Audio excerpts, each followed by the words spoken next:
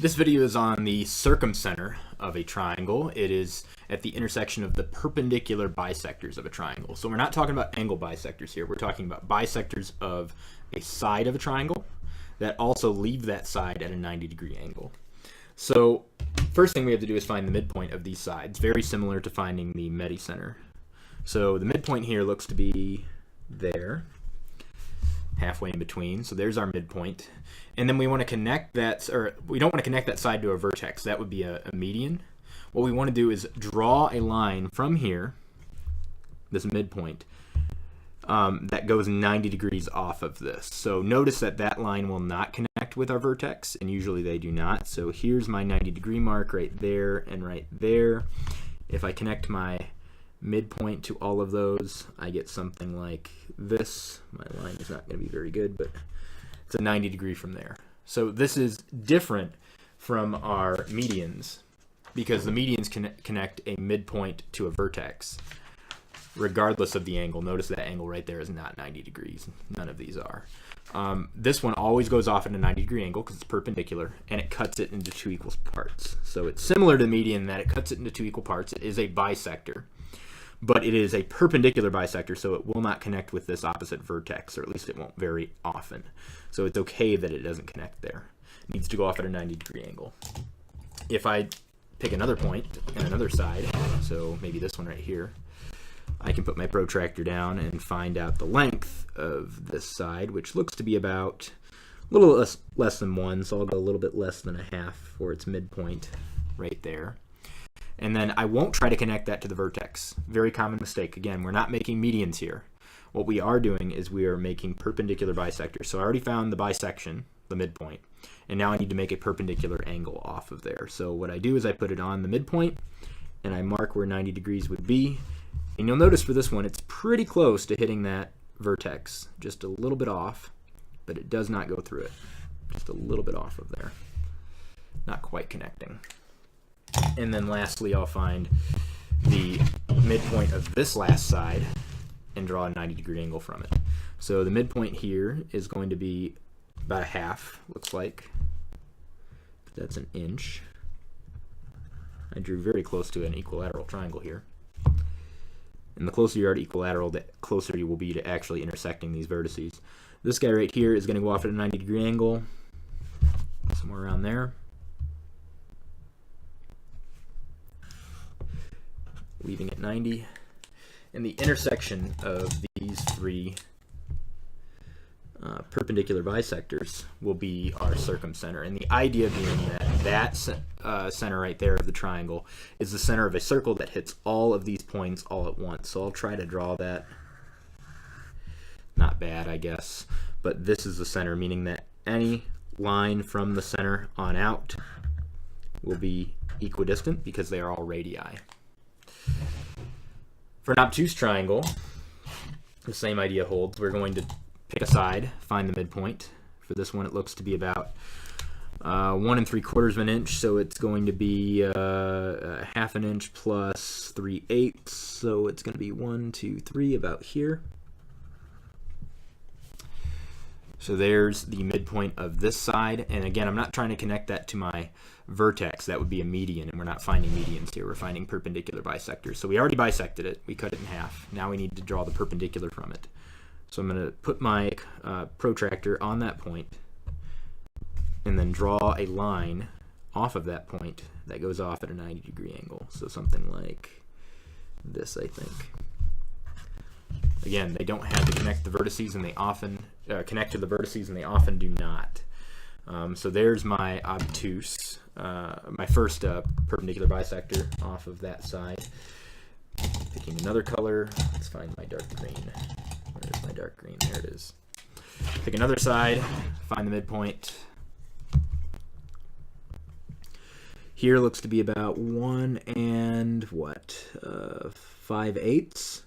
So if we cut that in half, it's going to be a half plus 5/16. So 1, 2, 3, 4, 5, about here. So there's our midpoint there. If I draw a line that is 90 degrees off of that point, I'll get a perpendicular bisector. So here it is. Again, it's not going to intersect with those vertices, or at least it won't most of the time. It will never do that for an obtuse triangle. You can already see where these are all going to intersect. My last one is this side right here. I need to cut that in half. So if I find the midpoint there, this one looks to be about 2 3/4. So 1 is half of 2, half of 3/4 is 3/8. So 1, 2, 3/8 right there.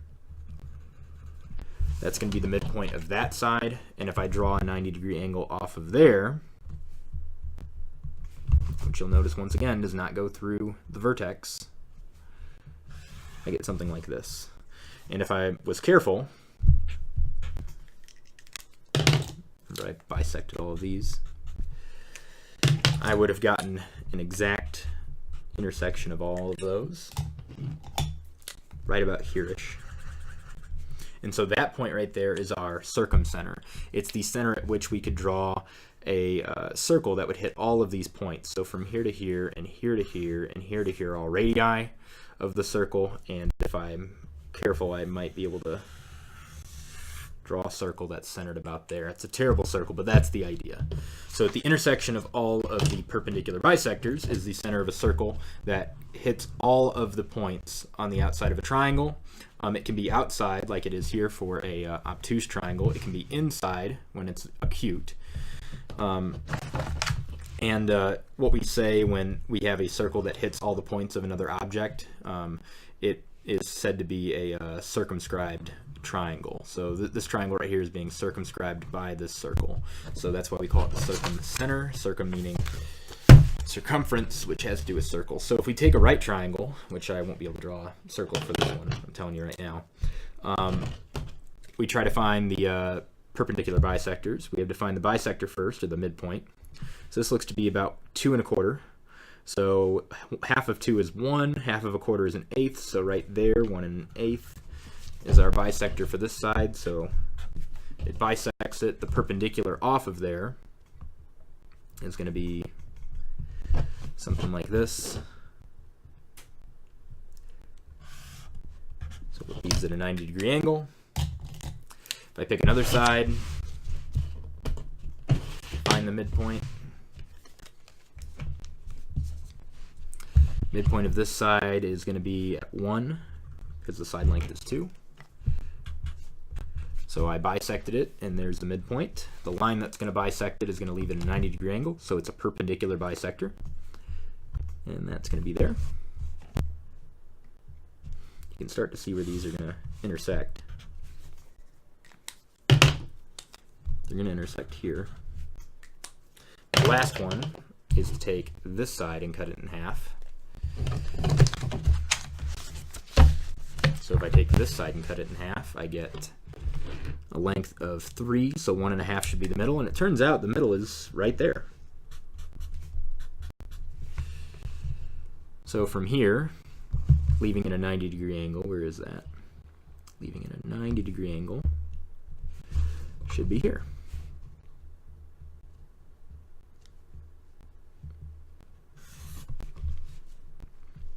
So that's 90. So it turns out for a right triangle, the intersection of all of the perpendicular bisectors will be somewhere on this hypotenuse, somewhere on here. And it turns out that this one's right in the middle. I think I think the reason for that is because these are very similar in length right here. They're not exactly similar. It's not exactly isosceles, but it's very close. And it breaks it down into some similar right triangles here and here. But yeah, so the idea for the circumcenter, again, is that it's a point on your triangle that can be used as the center of a circle that hits all of the points, all the vertices on your triangle. So if I went from there to here, I'd have a circle that does something like this and hits all of these points here. So there's my terrible, awful, no good circle. Probably should go out further. But that's the center of that circumscribed triangle. So this center right here is called the circumcenter. It is at the center of the circle that connects all your vertices. So this length and this length right here are both radii. Right here is a radius of the circle, and here's a radius of the circle.